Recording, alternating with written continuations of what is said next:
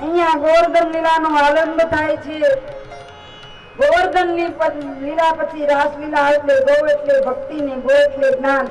રાસલીલા આપણે કાલ સવારે આવશે, પછી ભગવાન મથુરા જશે, પછી ભગવાન દ્વારકા જશે, ત્યાં રૂક્ષ્મણી હરણ થઈને કાલ સાંજે લગ્ન થશે, બરોબર।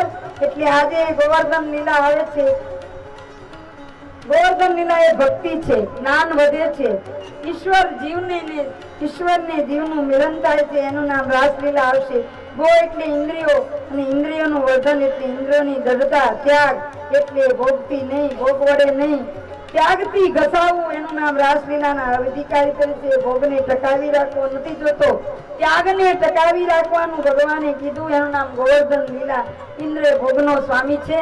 ઇન્દ્રનો ગર્વ ઉતારવા માટે ઇન્દ્રને ભોગ હતો એટલે ભોગ વિલાસ માટે ગર્વ થયો હતો, એને ચેન પડતું નતું। આજે ઇન્દ્રનો ગર્વ ઉતારવા માટે ભગવાને ગોવર્ધન કર્યું છે। આ બાજુ નંદબાવા કહે છે કે દર વર્ષે આપણે ઇન્દ્રનો યજ્ઞ કરીએ છીએ, આ વખતે ઇન્દ્રનો આપણે યજ્ઞ કરવો જોઈએ, ઇન્દ્રની પૂજા કરવી જોઈએ।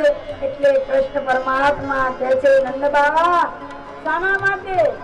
શાના માટે આપણે ઇન્દ્રને પૂજા કરવી જોઈએ કે આપણને ઇન્દ્ર વરસાદ વરસાવે છે એમ? હા, ખોટી વાત છે। ઇન્દ્ર આપણને વરસાદ વરસાવતો નથી, તમે ખોટી એની પૂજા કરો છો। કોની પૂજા કરવી જોઈએ? આપણો ગોવર્ધન ઉભો છે ને, એની ઉપર ઘાસચારો થાય છે, એના મૂળમાંથી યમુનાજી નીકળે છે, બધાય પાણી પીવે છે, ગાયો પુષ્ટ થાય છે, ગોવાળીઓ પાણી પીવે છે, આપણી ગાયો ચરે છે, એટલે આપણો ગોવર્ધન વરસાદ વરસાવે છે। ઇન્દ્ર નથી વરસાવતો। હવેથી પૂજા ઇન્દ્રની બંધ કરો અને ગોવર્ધનની પૂજા આપણે કરવી છે। નંદબાવા કહે છે કે બેટા આવું થશે ને તો ઇન્દ્ર કોપાયમાન થશે। ભગવાન કૃષ્ણ પરમાત્મા એમ કહે છે બાબા ઇન્દ્ર કોપશે એટલે શું થશે? વરસાદ નહીં વરસાવે એમ? આપણી ગાયો ભૂખી રહેશે, આપણે નદીમાં જળ નહીં મળે, તમે શાંત બાબા બધું જ થશે। આપણે આજથી ઇન્દ્રની પૂજા નથી કરવી। ગોવાળિયાએ બધાએ ભેળા મળીને કીધું સાચી વાત છે, કૃષ્ણ કહે બહુ સાચી વાત છે, કેમ કે કૃષ્ણ સરદાર બન્યા હતા ને ચોર ટોળીના, એટલે આજે સરદારી પણ કહે છે ના બરોબર, કૃષ્ણ કહે બરોબર છે। આજે કૃષ્ણને ઇન્દ્રને ગોવર્ધન પૂજાનું જ્ઞાન આપ્યું છે અને ભક્તિનું સ્વરૂપ કરવા ગોવાળોને પહેર્યા છે। ગોવાળોએ સાચી વાત છે, અમે આજથી ગોવાળોએ કહ્યું અમે ઇન્દ્રની નહીં પણ ગોવર્ધનની પૂજા કરશું। ગોપાળો દહીં દૂધ માખણ બધું ઇન્દ્રને પુષ્ટ બનાવતા, ભોગ વિલાસી છે, વરસાદ વરસાવતો હતો, સહાય કરતો હતો, ખોટી વાત છે। ઇન્દ્રની પૂજા બંધ થઈ। આ બાજુ ગોવાળો ભેગા થયા છે। કૃષ્ણએ કહ્યું આપણે હવે ગોવર્ધનની પૂજા માટે સામગ્રી તૈયાર કરો। અહીંયા અમારે ઘણા બહેનો ભગવાન ગોવર્ધન માટે સામગ્રી લઈ આવ્યા છે। આજે ગોવર્ધનને અંકુટ ધરાવવાનો છે।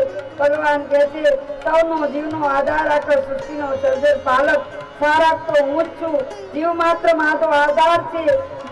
બ્રજવાસીઓ છે ને એ તો મારા પ્રાણથી પ્રિય છે।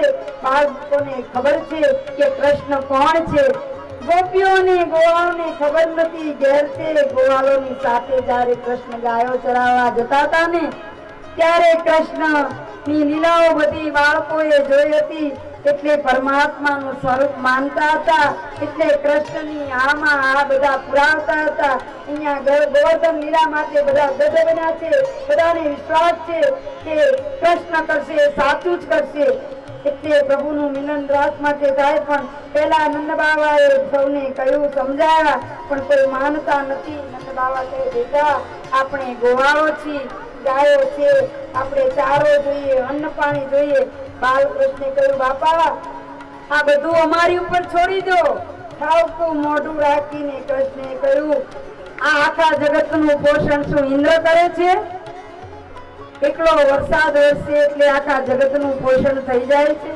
નંદબાવા ભોળા બિચારા કઈ સમજતા નથી।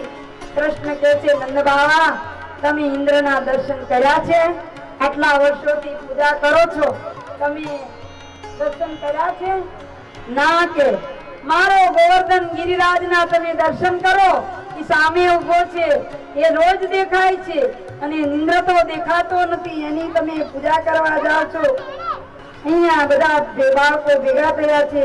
ગોવર્ધનનાથનું આદિભૌતિક સ્વરૂપ છે, તેમાં આપણો સ્વામી પ્રત્યક્ષ બિરાજે છે. આપણા સ્વામીનું આદિદૈવિક સ્વરૂપ આપણે જોવું છે. ગોવર્ધનનાથ પોતે તમે ધારા પ્રત્યક્ષ આરોપ છે એવું કૃષ્ણએ કહ્યું છે. બધા બાળકોને વિશ્વાસ છે કે આજે મારા ગોવર્ધનનાથ આજે પૂજા કરશો ને એટલે ગોવર્ધનનાથ પ્રગટ થશે અને જાતે ભોગ આરોપશે. બાળકો ખુશી થઈ ગયા છે. ઇન્દ્રને તે કોઈ દી જોયો નથી. આજે ગોવર્ધનનાથ સાક્ષાત આવી અને પ્રસાદ આરોપશે. ગોવાળીઓ ભાવ વિભોર થઈ ગયા છે. ગોવાળે કૃષ્ણની વાત માની લીધી છે. આજે સૌના હરિયે લોળા મારવા લાગે. હર્ષ છે. આજે કનૈયો અમારો સાચો છે. ગોવર્ધન પૂજા કરવાનો નિશ્ચય કર્યો. કનૈયા કે બાબા ગોવર્ધનનાથ સાક્ષાત પ્રગટ થશે, હું તમને બતાવીશ.